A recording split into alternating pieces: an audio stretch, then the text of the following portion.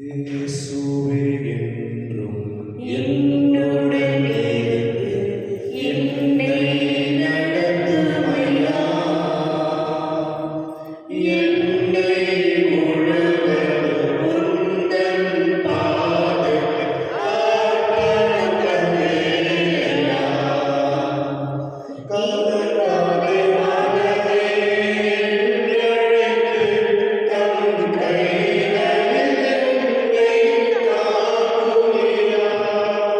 கதறாதே மனமே என்றழைத்து தம் கைகளில் என்னை தாங்குகிறார். கடவுள் நான் உன்னருகில் காலமும் இருப்பேன் என்கின்றார்.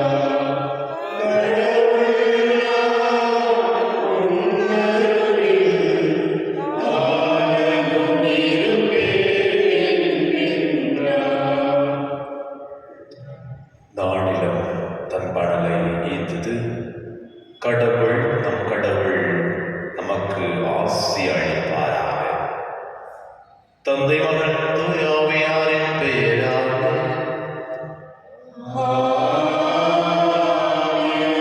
மாண்டவராகிய இயேசு கிறிஸ்துவின் கடவுளின் அருளும் தூய ஆவியாரின் அன்பும் உங்கள் அனைவரோடும் இருப்பதாக.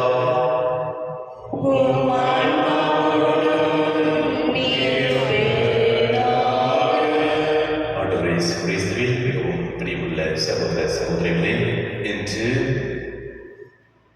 நம்முடைய கர்நாடகா மாநிலமானது மகா சங்கராந்தியையும் அதே வேளையில் இந்த நாளில் இறைவனுக்கு நன்றியாக நன்றிபடியாக கொண்டிருக்கின்றார்.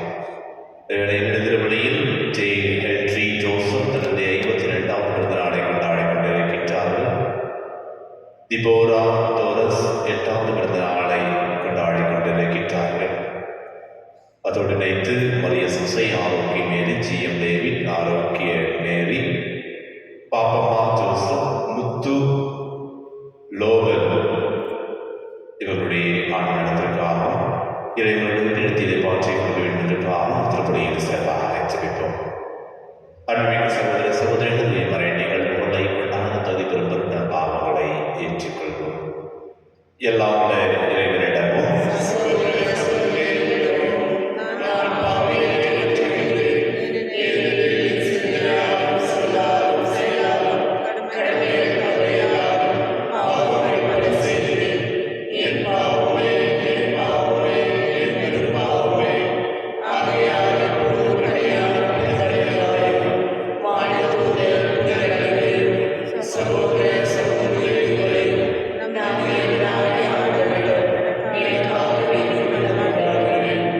எல்லாம் இறைவனிடம் வைத்து பாவங்களை மன்னித்து நிலை வாழ்வுக்கு அழைத்துச் செல்வாராக.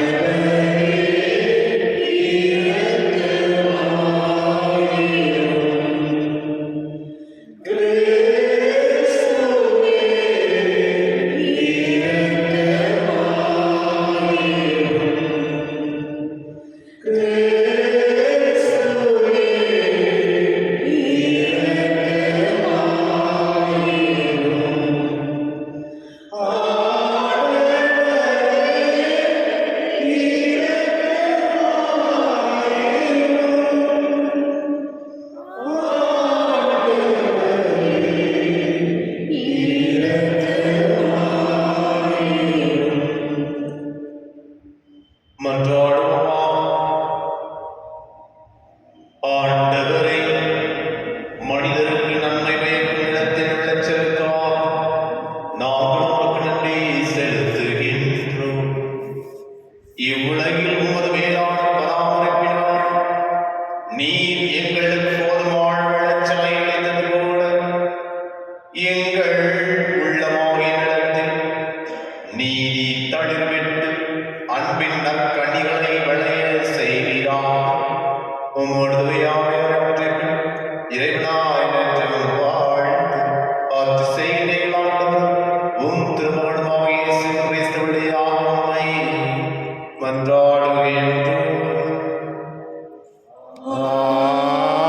ஆமென்.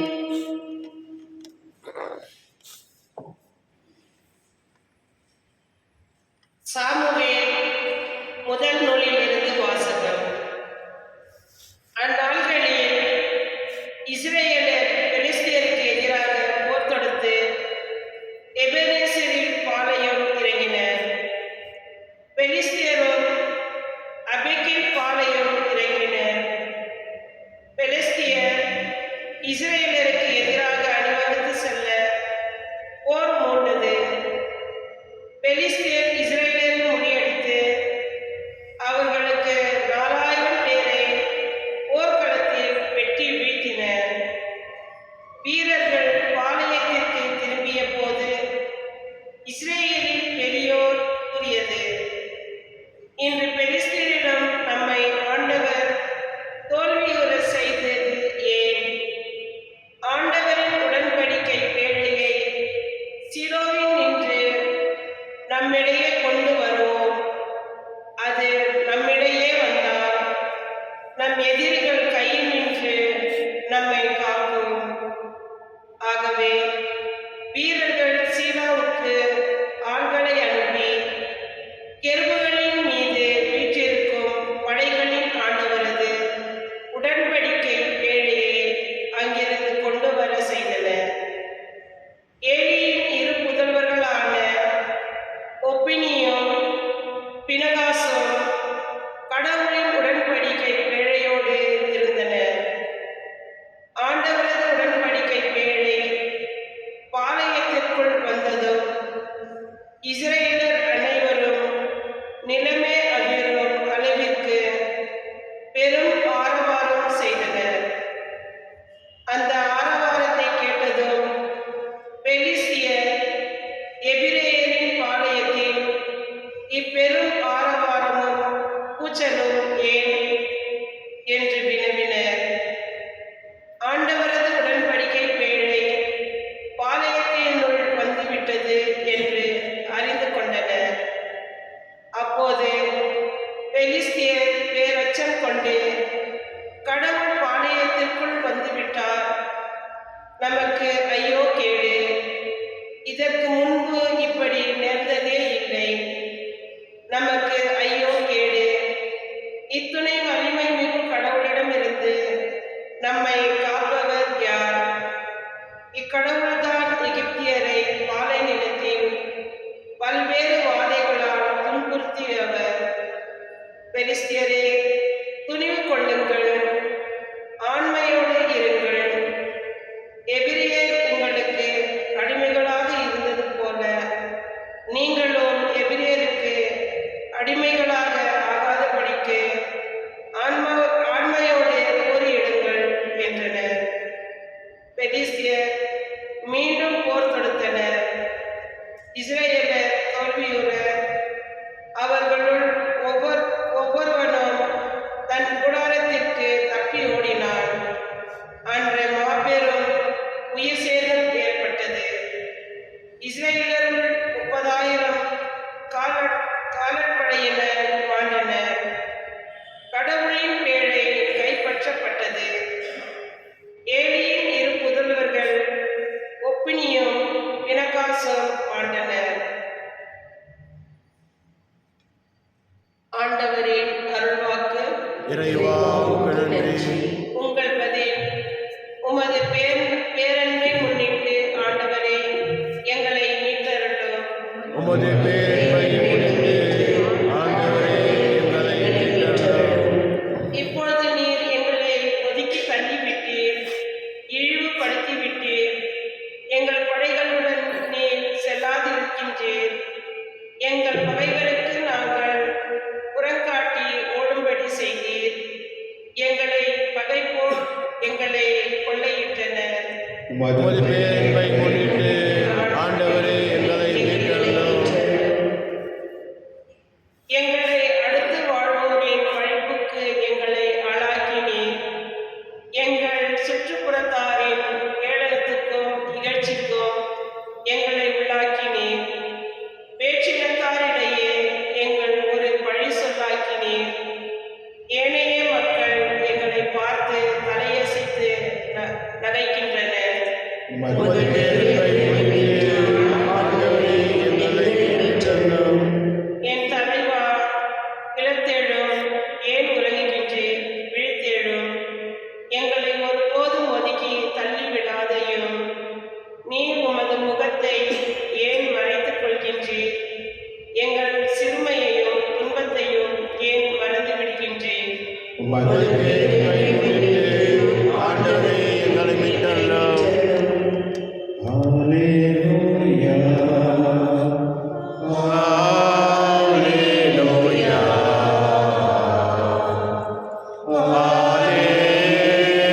ஹல்லேலூயா. இயேசுவின் அரசைப் பற்றி நற்செய்தியை பறைசாற்றினார். மக்களிடையே இருந்த நோய் நொடிகள் அனைத்தையும் குணமாக்கினார். ஹல்லேலூயா. ஹல்லேலூயா.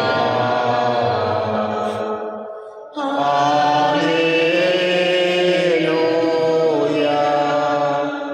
ஆண்டவர்களோடு இருப்பாராக. உம் ஆன்மாவோடும் இருப்பாராக. புனித மார்க்கு எழுதிய நற்செய்தியிலிருந்து வாசகம். ஆண்டவரே, மாட்சி உமக்கே. ஒரு நாள் தொழுநோயாளர் ஒருவர் இயேசுவிடம் வந்து, நீர் விரும்பினால் எனது நோயை நீக்க உம்மால் முடியும் என்றார். முழங்கால் படியிட்டு வேண்டினார். இயேசு அவர் மீது பரிவு கொண்டு தமது கையை நீட்டி அவரை தொட்டு அவரிடம், நான் விரும்புகிறேன், உமது நோயை நீங்குக என்றார். உடனே தொழுநோய் அவரை விட்டு நீங்க அவர் நலமடைந்தார். பிறகு அவரிடம், இதை யாருக்கும் சொல்ல வேண்டாம், கவனமாயிரும். ஆனால் நீர் போய் உம்மை குருவிடம் காட்டி நோய் நீங்கியதற்காக மோசே கட்டளையிட்டுள்ள காணிக்கையை செலுத்தும். நீ நலமடைந்து உள்ளீர் என்பதற்கு அது சான்றாகும் என்றார் என்று மிக கடினமாக கூறி உடனடியாக அவரை அனுப்பிவிட்டார். ஆனால் அவர் புறப்பட்டு சென்று இந்த செய்தியை எங்கும் அறிவித்து பரப்பி வந்தார். அதனால் இயேசு எந்த நகருக்குள்ளும் வெளிப்படையாய் செல்ல முடியவில்லை. வெளியே தனிமையான இடங்களில் தங்கி வந்தார். எனினும் மக்கள் எல்லா இடங்களிலிருந்தும் அவரிடம் வந்து கொண்டிருந்தார்கள். ஆண்டவரின் அருள்வாக்கு. கிறிஸ்துவே உமக்கு புகழ்.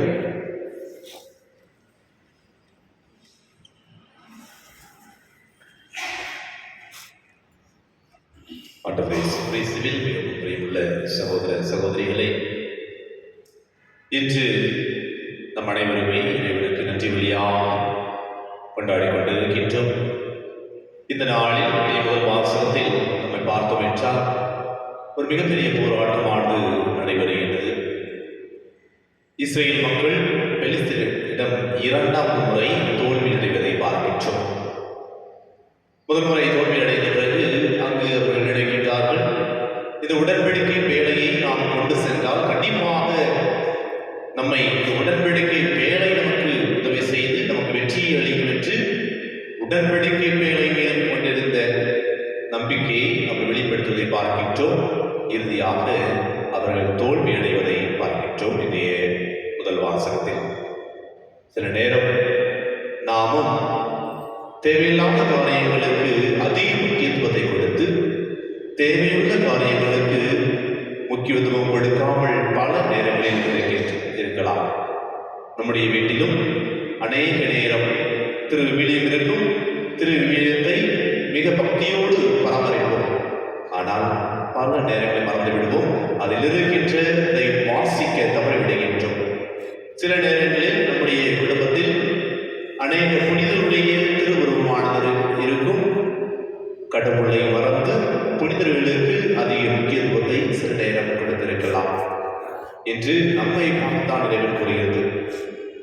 நீங்கள் தேவையில்லாத முக்கியத்துவத்தை கொடுத்து கடவுளுக்கு முக்கியத்துவம் கொடுக்காமல் இருந்தால் கண்டிப்பாக கடவுளுடைய ஆசையை நாம் பெற்றுக்கொள்ள தவறிவிடுகின்றோம் என்பதைத்தான் இன்றைய முதல் வாசகம் நமக்கு தெளிவுபடுத்துகின்றது.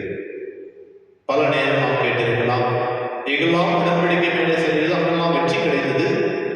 ஆனால் இன்றைய முதல் வாசகத்தை பார்த்தோம் என்றால் அந்த உடன்படிக்கை வேலை சிலைகளுக்கு கொடுத்து எடுத்து சென்றாலும் அவர்கள் தோல்வி அடைந்தார்கள். ஏனென்றால் அவர்கள் கடவுள் மீது நம்பிக்கை இழந்த நிலையில் உடன்படிக்கை பேழை மீது கொண்டிருந்த நம்பிக்கை கொண்டிருந்தார்கள்.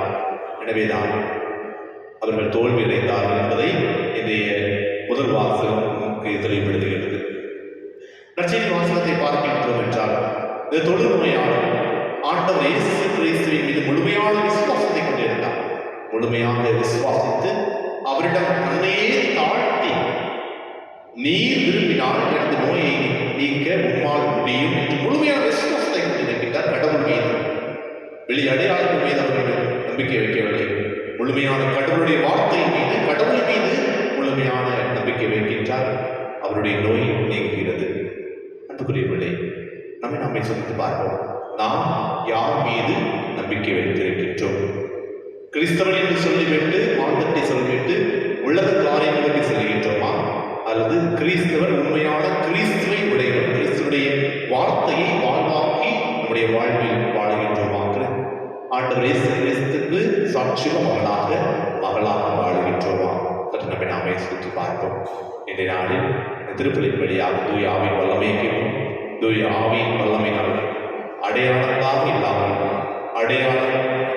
அடையாளம் கொடுக்கப்பட்டதாக இறைவன் மீது முழுமையான விசுவாசத்தை, நம்பிக்கையின் மீது, வார்த்தையின் மீது வாழ்ந்து காட்ட திருப்பலியின் சிறப்பாக ஜெபிப்போம். என்னுடைய ஆசீர்வாதம், என்னுடைய அருளும் நமக்கும் விடை கொடுத்திருக்கும் இப்போதும் இருப்பதாக.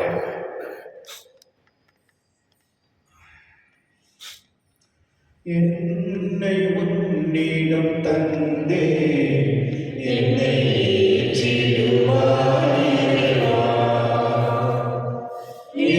என்னை உன்னிடம் தந்தே என்னை ஏற்றுவாய் இறைவா.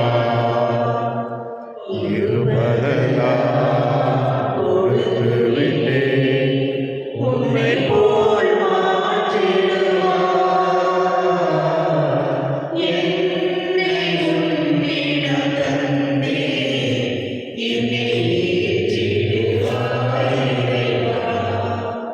கொடுப்பதில் இன்பம் காண்கின்றேன், கோடி சுகம் அதில் பெறுகின்றேன். கொடுப்பதில் இன்பம் காண்கின்றேன், கோடி சுகம் அதில் பெறுகின்றேன். என்னிடத்தில் என்ன உண்டு? எல்லாம் நீ தந்த கொடைதானே.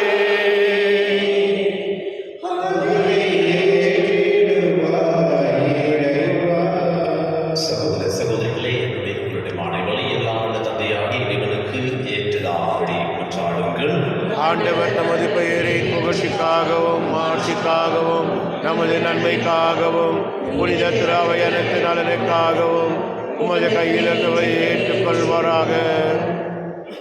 ஆண்டவரே, வளமான நிலத்தில் விளைந்த இக்காணிக்கைகளை புனிதப்படுத்திய நிலத்தின் விளைச்சலை இவ்வுலக பயன்பாட்டுக்கு வழங்கியது போல எங்கள் உள்ளங்கள் பின்னக நலன்களால் வளம் பெற செய்வீராக. எங்கள் ஆண்டவராகிய கிறிஸ்து வழியாக உம்மை மன்றாடுகின்றோம். ஆமென். ஆண்டவர் உங்களோடு இருப்பாராக. உம் ஆன்மாவோடும் இருப்பாராக. இதயங்களை மேலே எழுப்புங்கள். ஆண்டவரிடம் எழுப்பியுள்ளோம். நம் இறைவனாகிய ஆண்டவருக்கு நன்றி கூறுவோம். அது தகுதியும் நீதியும் ஆனதே. ஆண்டவரே, தூயவரான தந்தை, எல்லாம் இறைவா, என்னால் நம்மை விடுத்திருந்தால் நமக்கு நன்றி செலுத்துவது மெய்யாகவே தந்தையும் நீதியுமாக எங்கள் கடமையும் மீட்புக்குரிய செயலாகும். ஏனெனில் நீர் உலக அனைத்தையும் படைத்தீர், காலங்களின் மாற்றங்களையும் முறைப்படுத்தினீர், உமது சாயலில் மனிதரை உருவாக்கினீர். இவ்வுலகில் வியத்தகு பொருட்கள் எல்லாவற்றையும் அவர்களுக்கு பணிய வைத்தீர்.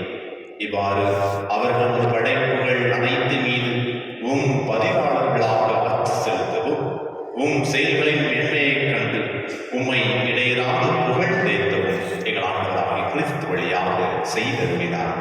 ஆகவே நாங்கள் வாழ்ந்தோரோடு அனைவரோடும் சேர்ந்து உம்மை புகழ் தேர்த்தி அக்களிப்புடன் கொண்டாடி ஆர்ப்பரிப்பதாவது: தூயவர் தூயவர் தூயவர், வான்படைகளின் கடவுளாம் ஆண்டவர், விண்ணகமும் மண்ணகமும் உமது மாட்சியால் நிறைந்துள்ளன. உன்னதங்களிலே ஓசானா. ஆண்டவர் பெயரால் வருகின்றவர் ஆசீர் பெற்றவர். உன்னதங்களிலே ஓசானா. ஆண்டவரை மெய்யாகவே தூயவர், தூய்மையானதற்கு ஊற்று. ஆகவே உங்களுடைய ஆவியை ஒளிந்து காணிக்கைகளை தூய்மைப்படுத்துகிறோம். இவ்வாறு எங்கள் ஆண்டவர் இயேசு கிறிஸ்துவின் உடலும் இரத்தமாக எங்களுக்கு இவை மாறுவதாக. அவர் பாடுபட விடம் கணித்தமையை எடுத்துக்கொண்டு அப்பத்தை எடுத்து நன்றி செலுத்தி அதை பெற்று தம் சீடர்களுக்கு அளித்தவர் கூறியதாவது: அனைவரும் இதிலிருந்து பெற்று உண்ணுங்கள், ஏனெனில் இது உங்களுக்காக கையளிக்கப்படும் என் உடல்.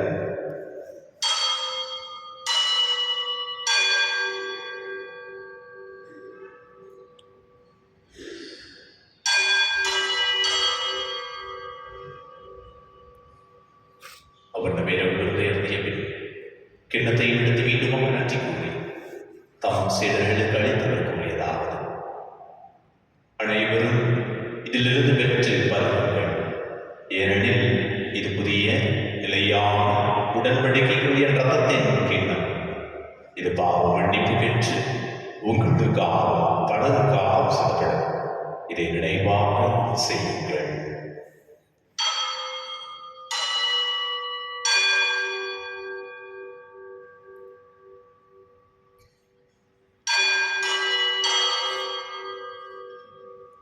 நம்பிக்கையின் மறைபொருள்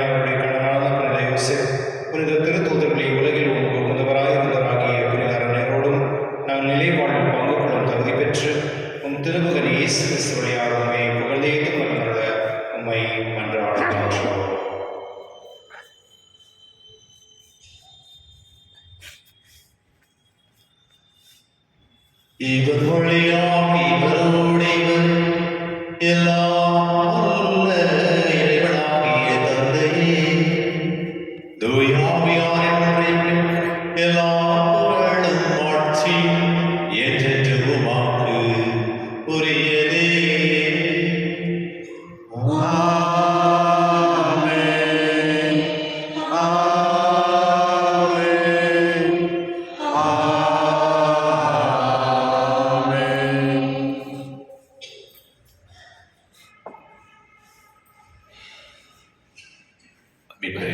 அறிவிக்கப்பட்டு இறை படிப்பினால் பயிற்சி பெற்று நாம் அனைவரும் துணிந்து சொல்வோம். எங்கள் தந்தையே, உமது பெயர் தூயதென போற்று வருக, உமது ஆட்சி வருக, உமது திருவுளம் விண்ணுலகில் நிறைவேறுவது போல மண்ணுலகிலும் நிறைவேறுக. எங்கள் அன்றாட உணவை இன்று எங்களுக்கு தாரும்.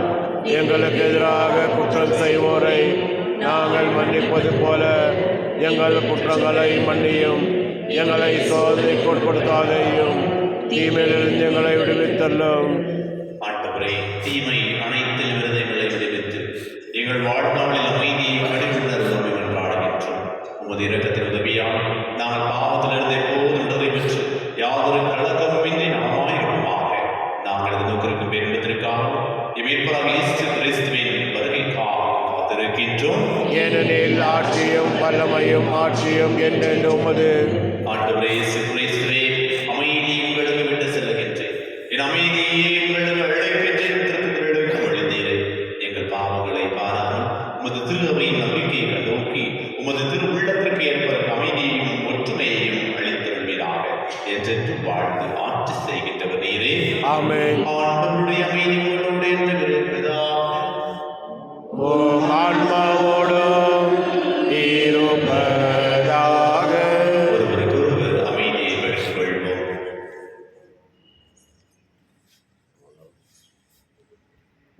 உலகின் பாவம் போக்கும் இருளின் செம்மறியே, எம்மேல் இரக்கம் வையும். உலகின் பாவம் போக்கும் இருளின் செம்மறியே, எம்மேல் இரக்கம் வையும். உலகின் பாவம் போக்கும் இருளின் செம்மறியே, எமக்கு அமைதி அருளும்.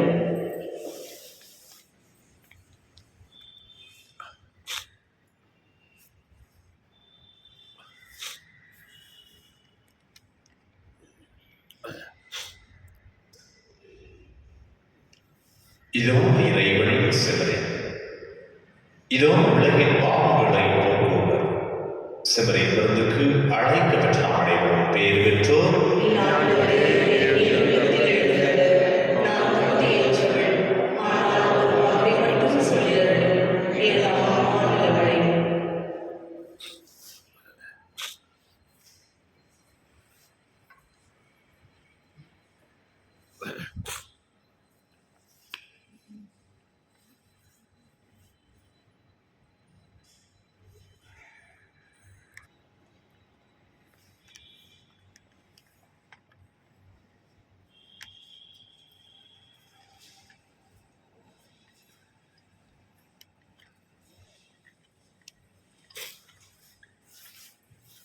இயேசுவே என்னை குணமாக்கும், இயேசுவே உன்னை நம்பி நான் வந்தேன், குணமாக்கும் இயேசுவே.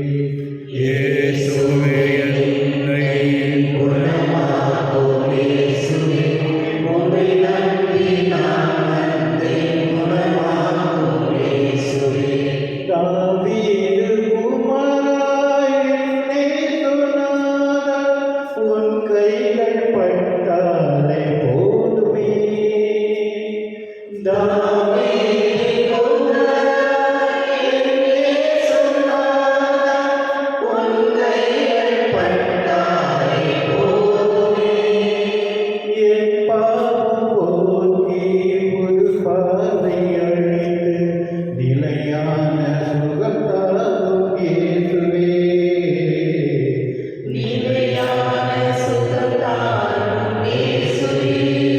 வார்த்தை உன்னாவில் சொன்னாலே போதுமே, என் உள்ளம் குணமாகும் இயேசுவே. ஒரு வார்த்தை சொன்னாலே போதும், என் உள்ளம் குணமாகும் இயேசுவே. உன்னாவி பொழிந்து என் பாவம் போக்கி நிலையான சுகம் தரும் இயேசுவே. நிலையான சுகத்தாரும் இயேசுவே. இயேசுவே என்னை குணமாக்கும் இயேசுவே, உம்மை நம்பி நான் வந்தேன், குணமாக்கும் இயேசுவே. இயேசுவே என்னை குணமாக்கும் இயேசுவே, உம்மை நம்பி நான் வந்தேன், குணமாக்கும் இயேசுவே.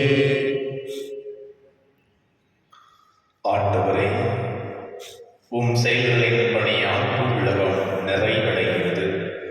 அதனால் பூவுலகின் உணவுகளை கற்றி திராட்சரசம் மனித இதயத்தை மகிழ்விக்கின்றது. நன்றி கூறி மன்றாடுவோமாக. ஆண்டவரே, நிலத்தின் கனிகளிலிருந்து சேகரித்தவற்றை உம் திருமண் கொண்டு வந்து நலம் தரும் மறை நிகழ்வுகளை நாங்கள் உமக்கு நன்றி செலுத்துகின்றோம்.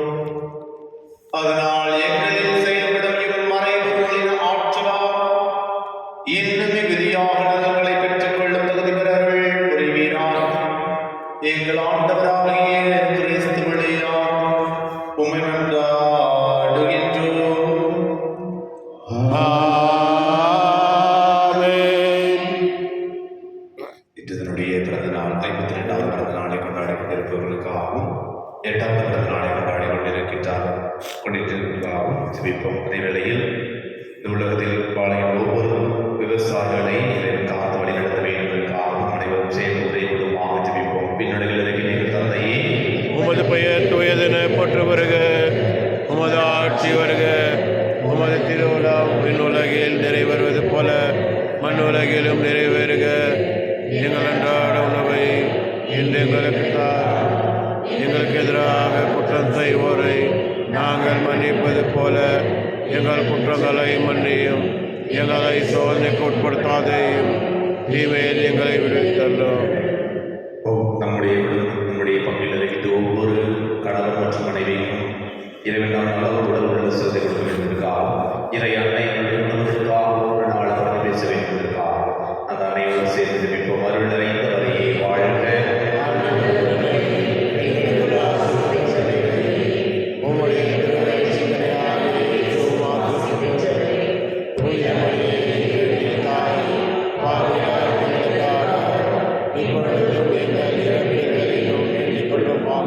ஆண்டவர்